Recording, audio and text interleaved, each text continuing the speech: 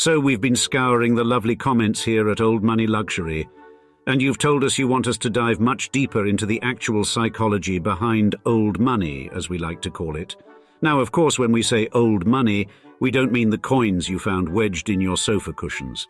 We're talking about venturing into the rarefied world of the Rockefellers, the Rothschilds, and the Astors. These are families whose wealth has been passed down the generations, creating a culture with its unique psychology. Getting to the heart of the matter, old money, is not just about a bank balance brimming with zeros.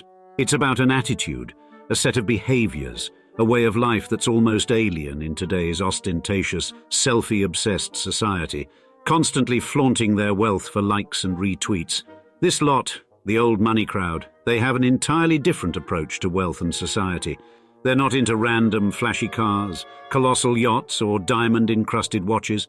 They value discretion, education, philanthropy, good manners, and long-term thinking. It's a tantalizingly unique perspective in our modern world, driven by instant gratification and rampant consumerism. And that's precisely what we're going to dive into today. 5 psychological and behavioral patterns of these old money individuals that you yourself can also start using, regardless of income. Why? Because, ladies and gentlemen, there's a lot more to wealth than the green in your wallet. So strap in, because it's time to learn from the masters.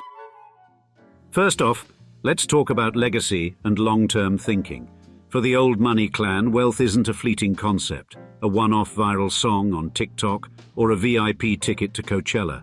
Instead, it's a family heirloom, a treasured relic to be passed down with care generation after generation. Their mindset for long-term planning and wealth management is vigorous and precise. Their strategies are never short-sighted. Instead, they're designed with a long-view telescope, always peering into the horizon. They don't ask, "What will make me rich?" They ponder, "What will keep my family secure for centuries?"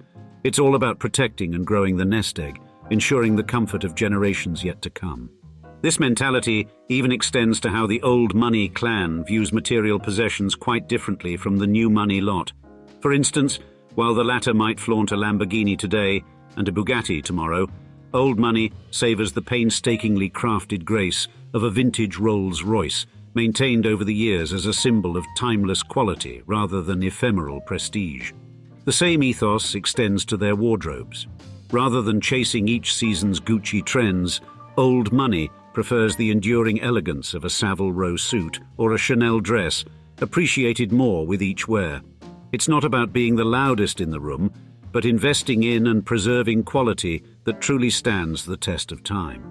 At the heart of this behavior lies a psychology that's future-oriented. You might argue it's a sort of survival instinct, a biological need to secure one's own. But it's more than that. It's a philosophy that values foresight, patience, and discipline. It's about planning for a future they may not live to see, but their grandkids will. It's about planting trees under whose shade they may never sit. But here's the good news. You don't need a Swiss bank account to think this way. In fact, let's give you some tips, right here and right now. You don't need to splurge on a Rolls-Royce or a bespoke Savile Row suit. Think of buying a well-maintained, pre-owned Lexus or higher-end Volvo instead of the latest new money gas guzzler. These brands are known for their reliability and longevity, offering excellent value for your hard-earned money. Clothing-wise, skip the flashy fast fashion labels. Invest in timeless styles from respectable brands like J. Crew or Ralph Lauren's middle-end offerings. Their clothes are known for good quality and classic design, which will save you money in the long run. The goal? Buy less, choose well. Eschew flaunting wealth and instead focus on things that truly matter. Personal growth, character development, and a stable future for your family. It's about making smart, enduring choices, not just for yourself, but for generations to come. Remember, wealth isn't just about what you have now, but also about what you're going to leave behind. It's not about the here and now. It's about the then and there. The question isn't, what can I afford? It's, what can I sustain? Next on the agenda is the elegance of etiquette and the magnificence of manners. There's something about old money that exudes a level of decorum that's hard to overlook. They've got the good grace to hold their tongue when angry, the right words at the tip of their tongue when they're called upon, and the good sense to use them at the right moment. It's not just about knowing which fork to use at a gala dinner. It's about showing respect and dignity in every interaction. Let's consider two hypothetical social scenarios to illustrate this point. First, imagine attending a social event where someone accidentally spills a drink on your expensive outfit. A new money or classless individual might react in a passive-aggressive manner or even with visible anger, and subsequently embarrass the clumsy guest publicly. The old money response? They'd handle the situation with grace, downplaying the incident, and ensuring the person who spilled the drink doesn't feel uncomfortable or embarrassed. The emphasis is on maintaining the dignity of the situation and showing empathy rather than reacting impulsively.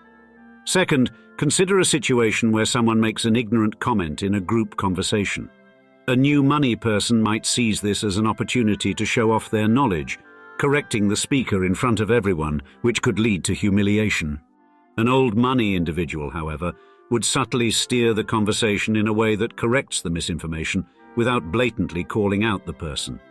They know that respect in conversation is about listening and understanding, not one-upping or belittling. The wonderful thing about manners is they don't cost a penny. Anyone, regardless of their bank balance, can adopt good manners and etiquette as part of their character. Good manners are a reflection of personal respect and sound upbringing, not wealth. And even better, numerous studies have shown that individuals with good manners are more likely to be perceived positively, make friends easily, and succeed professionally. You see, etiquette and manners can open doors that even money can't. But why is it so? Good manners are an indicator of social intelligence. They show that a person is aware of societal norms, can adjust their behavior to different social contexts, and respects the feelings and experiences of others.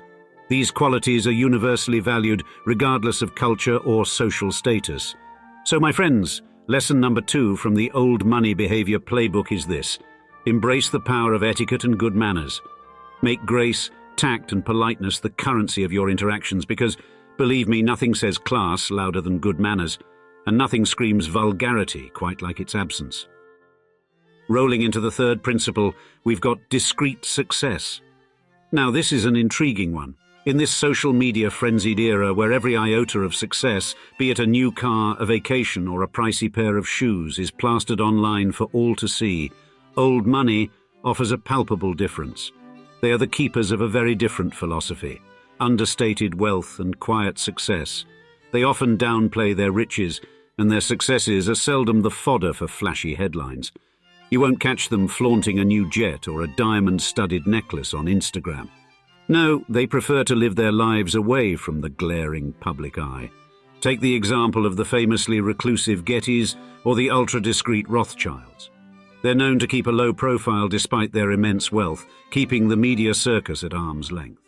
Their lives don't revolve around keeping up with the Joneses or flexing their riches. Instead, they cherish privacy, discretion, and subtlety. The psychology behind this behavior is multifaceted.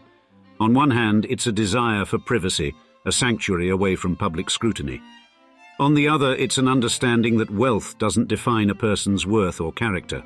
They believe in substance over show, in genuine connections over superficial acclaim.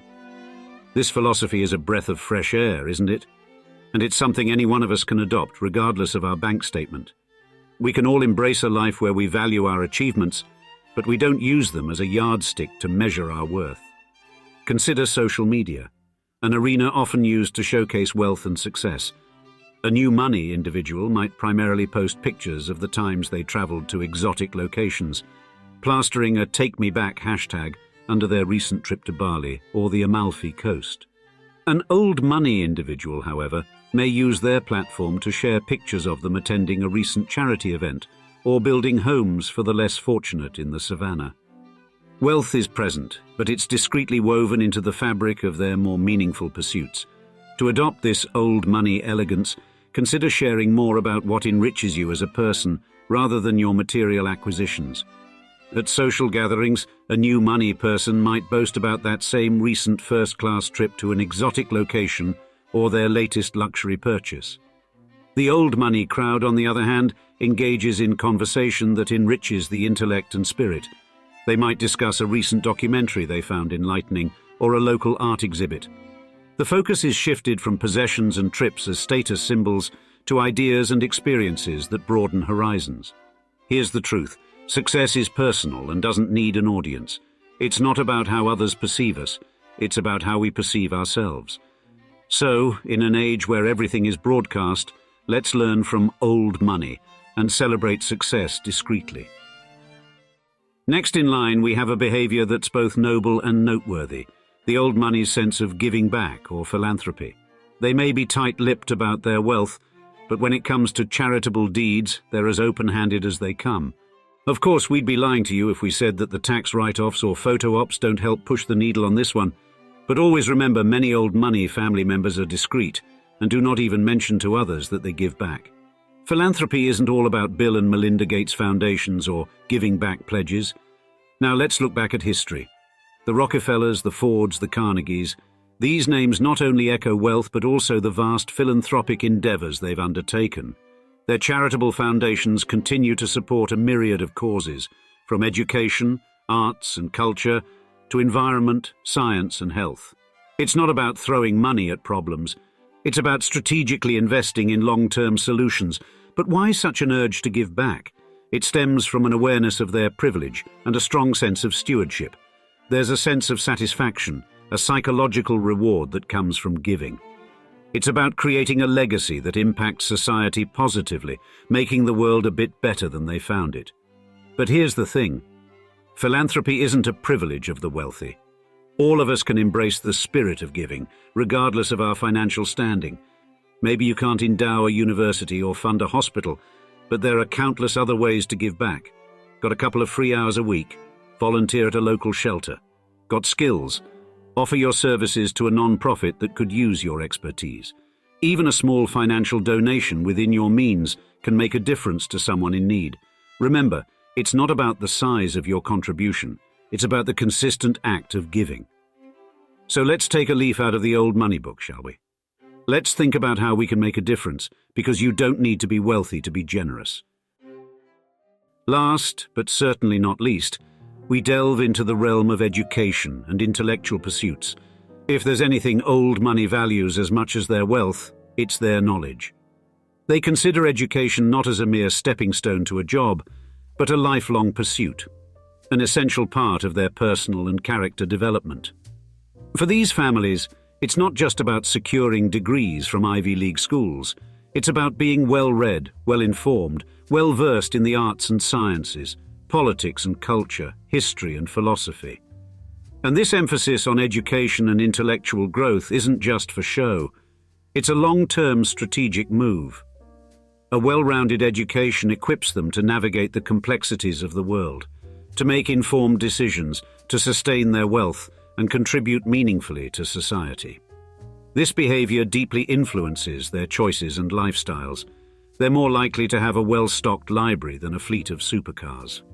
More likely to attend a lecture than a red carpet event. It's about nourishing the mind, not feeding the ego. Now here's where the rubber meets the road. This is a principle that anyone can and everyone should embrace, regardless of their financial standing. Prioritize education, not just in terms of degrees and qualifications, but as a means of personal growth. Switch off the latest drama-filled podcasts and opt for an Audible membership to finally finish off that intellectually stimulating book. Start a journaling practice, even if it's just for 5 minutes a day. Stay curious. Read widely. Remember, knowledge is a wealth that no one can take from you.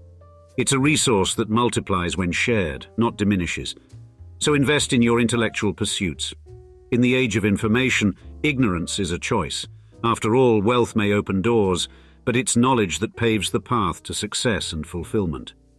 And now, it's your turn to share your thoughts in the comments. Which of these old money behaviors have you seen a particular person you know exhibit in real life? Tell us your story. And if you enjoyed this episode, click the link on screen to watch our next analysis of social class and old money versus new money behavior. Thanks again for watching us here at Old Money Luxury.